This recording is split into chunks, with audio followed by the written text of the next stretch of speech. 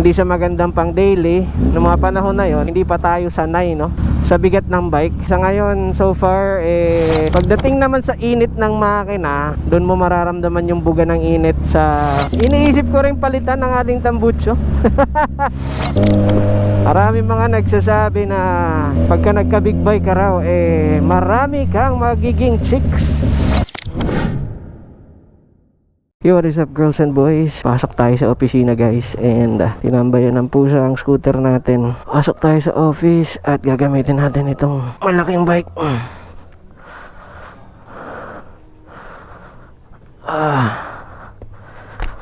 Aray, nauntog pa tayo. Ay.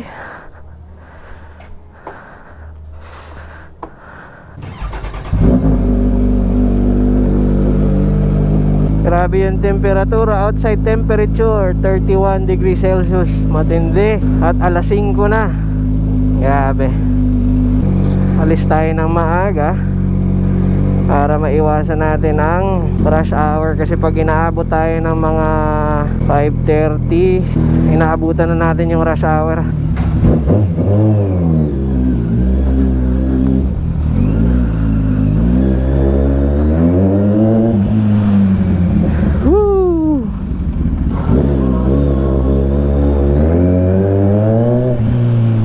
Inaalala ko kasi lagi kapag binibitbit ko to sa opisina, yung mga madadaanan nating eskwelahan papasok.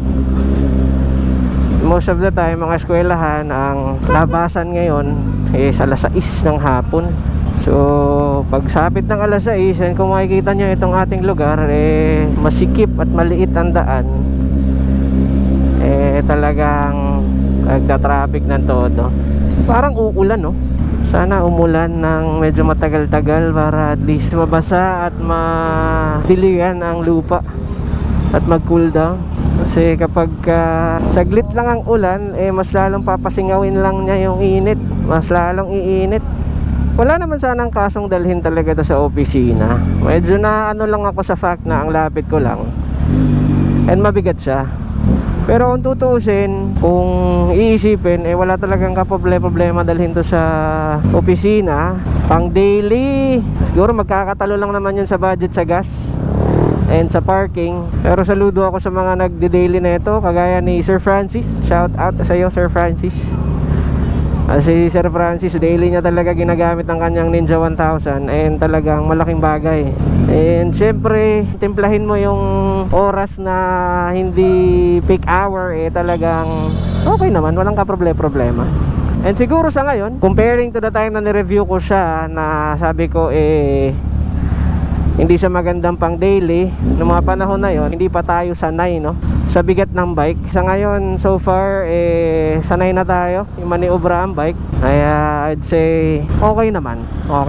Pagdating naman sa init ng makina, oo, mainit siya, iinit siya. Pagdating ng 101 degrees ata, na-activate ang radiator fan, doon mo mararamdaman yung buga ng init sa binti mo. Although sabihin man nating palayo yung buga ng init, natamaan pa rin yung binti mo. Kaya kung napapansin nyo, kapag nagpa-vlog tayo, naka boots tayo. Yung racing boots yung ginagamit natin, kasi kahit papaano hanggang sa baba ng tuhod, kaya napaprotektahan niya somehow yung buga ng makina. Pero syempre, dahil papasok tayo sa trabaho, hindi yun yung gamit natin. Huwag mumukha naman tayong tanga pag yun ang gagamitin natin. Gamit natin today is a normal boots, palladium na boots na medyo mataas din. Yun nga, kinulang tayo sa height, so yun ang ginagamit natin, makabawi-bawi na mga 1 inch na dagdag sa height natin. Ayan guys, so naka-boots tayo na ganyan. Ayan, na-activate na yung fan. So bubuga na to. Amdam ko na yung init. Sana makita ko yung tropa nating naka GSX 1000 GT, si Sid. Kasi na-share niya sa akin, nagpalagay na siya ng busina at na auxiliary light. So gusto kong makita in action. Nakita ko siyang nakapark lang, so hindi ko pa nakikita talaga yung laro ng ilaw pag binuksan. So sana dala niya yung big bike niya today para makita natin. Pero pag hindi, okay lang, makikita rin naman natin si Sid sa mga upcoming rides natin. Marami pa akong planong gustong ipalagay, honestly speaking. Siyempre isa na dun yung auxiliary light, na malaking tulong lalo na sa mga night rides, no?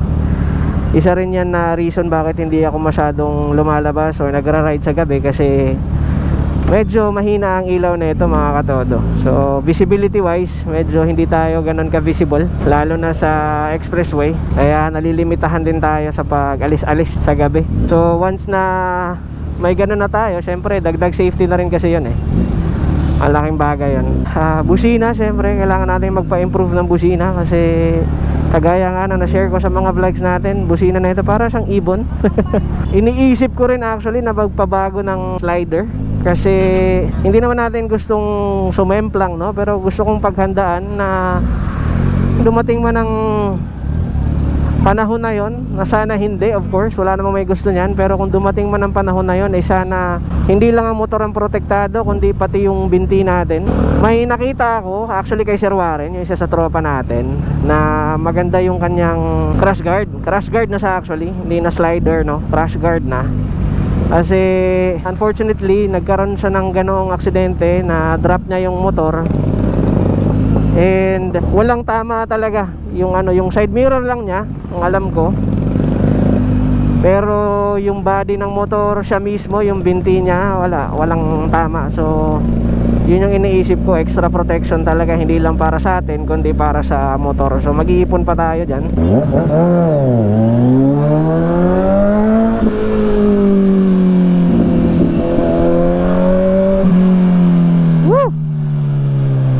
Natawa ako sa vlog natin, no guys, yung recent vlog natin na biglang yaman umano tayo. So sinare ko doon na hindi tayo lumalabas masyado sa tanghali, gawa ng naka-maintenance tayo. So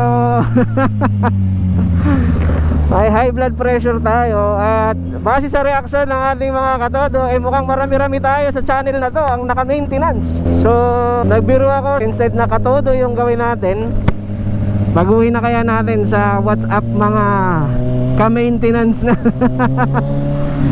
At marami-rami tayong nagme-maintenance dito.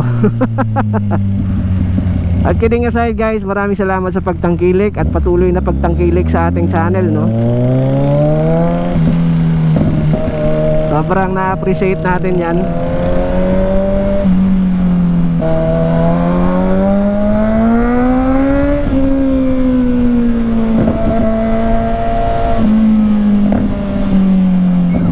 Masaya naman tayo sa ginagawa natin, no? At masaya tayong i-share ganitong achievement sa iba, at para magkaroon ng inspirasyon ng iba, no? Ayun pa pala, no? Iniisip ko rin palitan ng ating tambucho. Ay nakita kasi akong naka Ninja 1000 naman na naka AR pipe, tapos parang yung mid pipe niya is naka, ano bang tawag dun, 61mm. Malaki dun sa may tip. Pagdating sa papuntang catalytic, basta yung link ng mid pipe niya paliit ng paliit. So ang ganda ng output ng makina, nakakatuwa. Mga future plans pa lang naman yan, posibleng mga upgrades natin sa ating motor. And syempre gusto ko ring ipa-ceramic coating to, di kaya ipa-PPF ba yun, yung tangke, para hindi magasgas. Kasi sa ngayon ang dami ng gasgas ng tangke ko kahit na merong tank pad, no.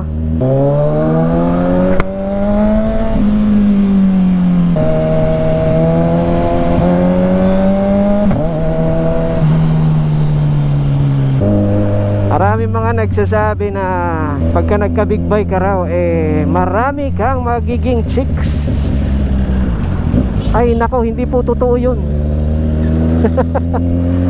Bakit ko nasabi yun? At makakapag-attest yung mga naka-big bike dyan, hindi man lahat, pero ang naa-attract po ng big bike ay hindi mga babae, kundi tayong mga lalaki ang mas na-attract pag nakakita ng big bike.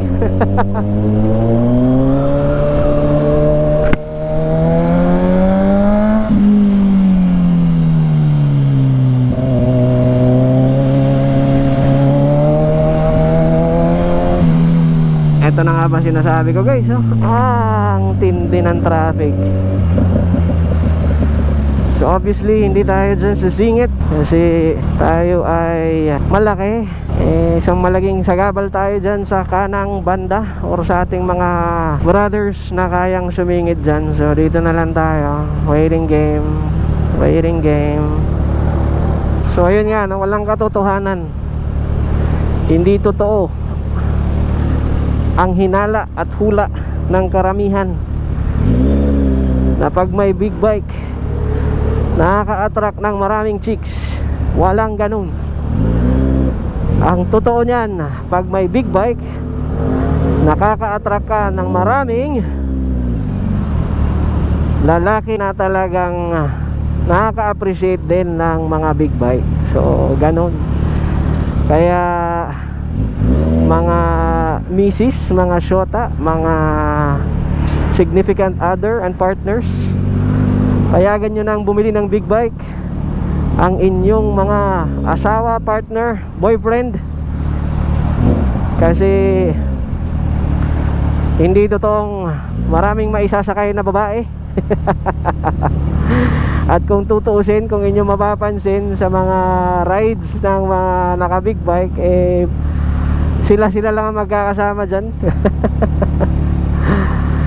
Again, hindi naman natin nilalahat, pero sa mga napagdaanan ko at napapansin ko at mga nakikita ko, ganun po ang nagiging kalakaran. Ay nako, ayun na nga ba sinasabi ko, 102 na, ang layo pa natin, nasa tuktok pa. Ang ganda rin ng itsura nitong patrol ngayon, no? Ito yung bago. Ayos, ang angas. Hindi na siya ganun kalapad, no? Kung tutuusin.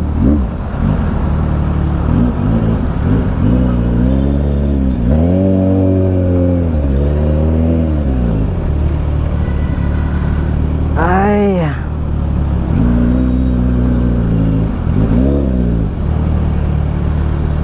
traffic is the key to success.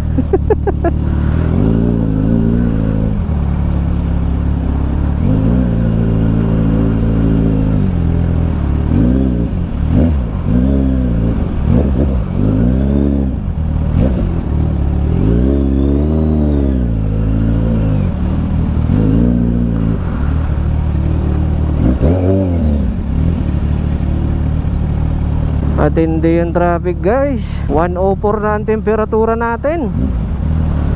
Grabe, abot na dito yung init, may tangke. 105 na. Ala na, we need air.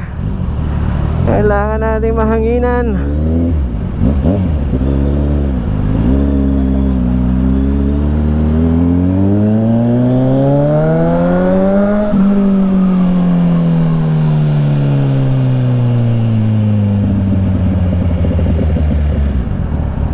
Yan, oh, nahanginan ng konti. 103 na. Laking bagay ng hangin.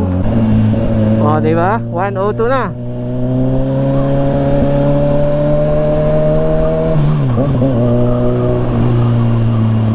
Lapit na tayo sa office, girls and boys.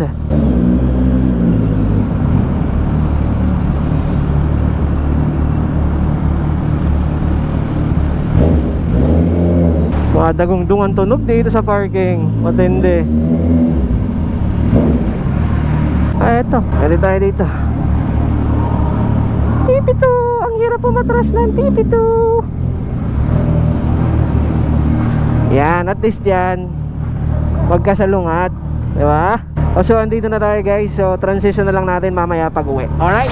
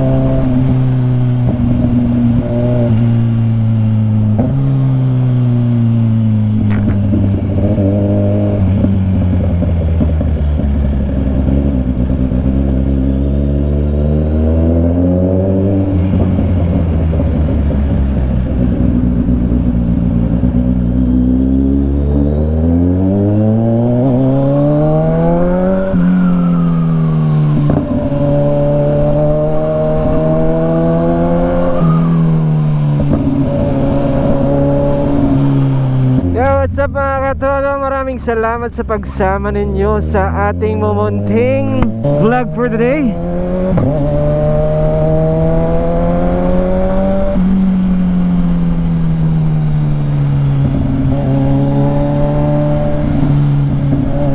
Sana ay pagpatuloy niyong suportahan ang ating mumunting channel.